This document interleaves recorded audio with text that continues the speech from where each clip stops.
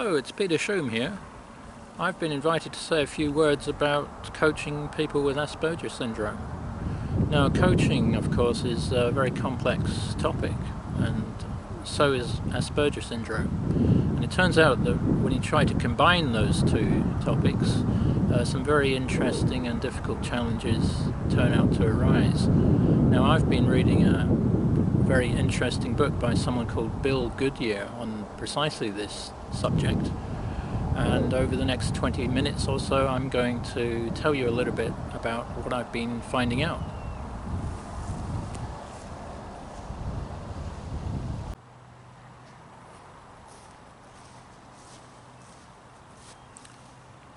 Part of coping well in life involves being able to observe and perceive what's happening in social situations. This might involve being able to gauge the mood in a room full of people, or it might involve making inferences about what you can observe going on around you. Here's a little thought experiment for you.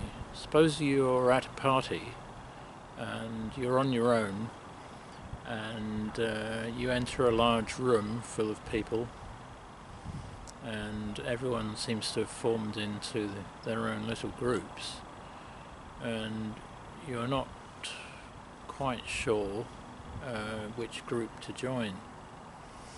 So you might look at one of the groups and see that, there's one person seems to be dominating the group, doing all the talking, and look at another group, and then you see, oh look, there's someone feeling left out, they look very sad. So the question is, what do you infer from that? And you begin to wonder what the name of the game actually is. It seems to be about, in situations like that, it's a matter of trying to absorb, assess, and make inferences about what is going on at an expressly social level of interaction. People with Asperger Syndrome, or Aspies as they are known, tend to have difficulties with social observation in the kind of situation that I've just been describing. But as well as developing social observation skills, we also need to introspectively examine our own thoughts and feelings in social situations. And this brings us to the topic of self-awareness. Self-awareness can be thought of as the observer of mental phenomena. It's about perceiving one's own emotions, processing them, and then after the event, the self-aware person is able to reflect on their own experiences. But it is generally recognized that people with ASD tend to have some kind of impairment in this area of self-awareness. It might mean that incipient feelings of unhappiness tend to build up in the background without you really noticing them. This might mean that one day you just suddenly realize that you are depressed. But you can take steps to try to forestall that from ever happening.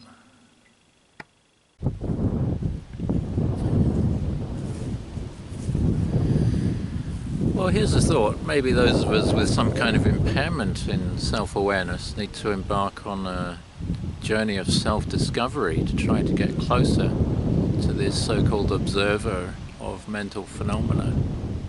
One way of doing this is develop your own meditative practice. So an example might be getting into mindfulness, or listening to one of these relaxation self-hypnosis tapes. On the other hand, perhaps you have your own personal religious or spiritual practice, and it's important to hold hold on to what you find valuable in that and try to cultivate it. Another way might be learning Tai Chi or going to a yoga class. I'm not here to tell you what your meditative practice or religious practice ought to be. I'm just making the more general point that developing a meditative practice that you feel comfortable with can be a very useful way of developing self-awareness and getting closer to the so-called observer of mental phenomena.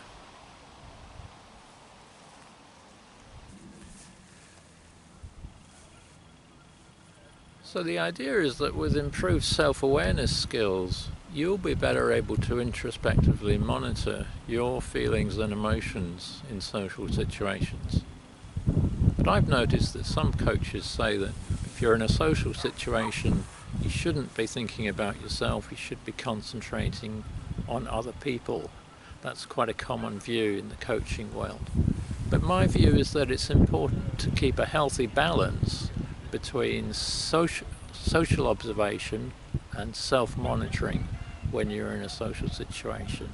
And that means that with sharpened social observation and self-awareness skills, you'll be in a much better position to embark on a path of continuous improvement in your social interactions. Earlier on I was talking about developing your own meditative practice, and as I mentioned, the precise personal significance of one's meditative practice will vary from person to person. But one rather functional, if somewhat mundane, way of regarding it is simply as a self-management skill. In fact, there's a whole set of self-management tools that will really form the foundation of the coachee's progress. And here's an example: breathing.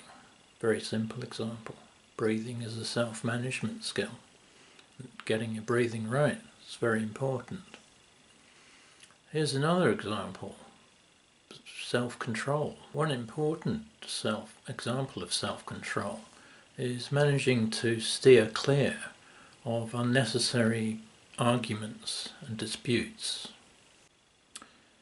Getting into unnecessary disagreement and conflict with other people is unfortunately something that some Aspies seem to be rather prone to. And when you think about it, perhaps it's not entirely surprising that autistic people tend, or very often tend, to get into arguments and disputes, or more often than most people, because they view the world in a slightly different way. They see and experience the world in an atypical manner, and that's going to make it more likely that you see things differently from other people, and that could get you into arguments.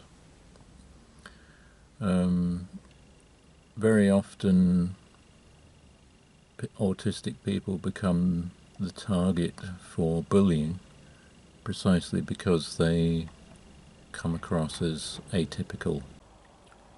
It's precisely because of issues like that, and the other things that I've been talking about, that Aspies very often find themselves at a significant disadvantage from other people when it comes to succeeding in life. There's no getting around that fact. But the good news is that with the right kind of coaching, and in particular coaching that focuses on self-management skills, people with Asperger Syndrome can take significant strides in closing the gap.